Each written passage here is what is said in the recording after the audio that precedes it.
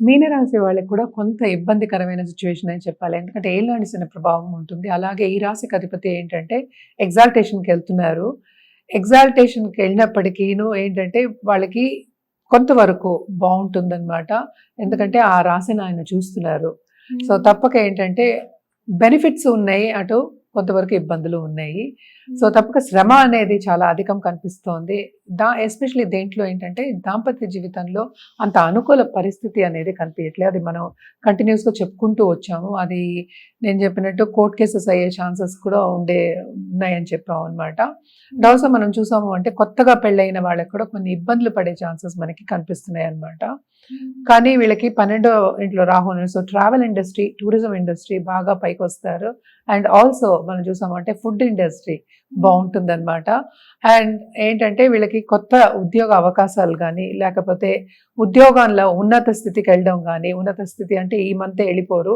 అలాంటి ఆపర్చునిటీస్ వస్తాయని చెప్పడం జరుగుతుంది. కాలం కొంచెం బానే ఉంది, సహకరిస్తుంది అని చెప్పడం జరుగుతోందనమాట. స్టూడెంట్స్‌కి గాని, అన్‌ఎంప్లాయీస్‌కి గాని ఎలా ఉండబోతుందంటారు? తప్పక వీళ్ళకి నేను ఇందాక చెప్పినట్టు ఇంటర్వ్యూ అవకాశం అంటే ఏంటి, ఉన్నత స్థితికెళ్ళే అవకాశం అంటే తప్పక ఇంటర్వ్యూస్ వచ్చాయి.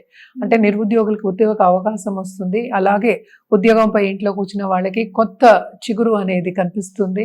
ఇవన్నీ కొంతవరకు బావుంటాయి. ఎందుకంటే జూపిటర్ చూపు ఉన్నప్పుడు, గురు చూపు ఉన్నప్పుడు మనం ఇది మాట్లాడుకునేది second half of this month, first half కాదు, పూర్తిగా కాదు. So, second half of this month వీళ్ళకి కొంత అవకాశాలు, మంచి అవకాశాలు, అలాగే గుడ్ ఫార్చ్యూన్ వచ్చే ఛాన్సెస్ ఉన్నాయి. అంటే మంచి రోజులు వచ్చే ఛాన్సెస్ ఉన్నాయి.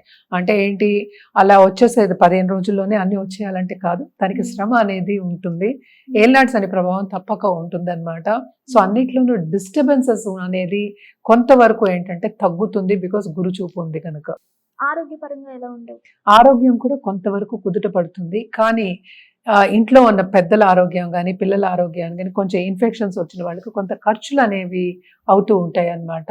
సో, ఎప్పటికైనా ఆరోగ్యం చూసుకోవాలి. ఆరోగ్యం తర్వాతే అన్ని. ఆరోగ్యం మహాభాగ్యం. ఏదైనా నలత వస్తే కనుక తప్పక డాక్టర్‌ని సంప్రదించడం అనేది వెరీ, వెరీ ఇంపార్టెంట్. మరి వీళ్ళు ఎలాంటి పరిహారం చేస్తే బావుంటుందంటారు? తప్పక వీళ్ళు కూడా గురు కాళ్ళు పట్టుకోవాలి. దాంతో పాటు శని కాళ్ళు కూడా పట్టుకోవాలి. సో, వీళ్ళు కూడా ఏంటంటే సర్వీస్ చేయడం అనేది చాలా మంచిది. అంటే ఏంటంటే వృద్ధాశ్రమంకెళ్ళి, అనాథాశ్రమంకెళ్ళి సేవలు చేయడం కానీ, లేకపోతే విరాళాలు ఇవ్వడం గానీ, అన్నదానం చేయడం గానీ, ఇవన్నీ చేసుకుంటే చాలా మంచిది. అండ్ ఆల్సో శని జపం కంటిన్యూస్‌గా చేయడం మంచిది. శనికి దానం ఇవ్వడం మంచిది. అంటే ఒక నల్ల మేకు, నల్ల గొడుగు, నల్ల బట్ట, అలాగే నల్ల నువ్వులు మనం చెప్పుకుంటాం అన్నమాట. అండ్ ఆల్సో మనం ఎప్పటికైనా చెప్పేది ఏంటంటే దీపం పెట్టుకోమని చెప్తూ ఉంటాం. సో, తైల దీపం తప్పక పెట్టండి. మీకు మంచి జరుగుతుంది.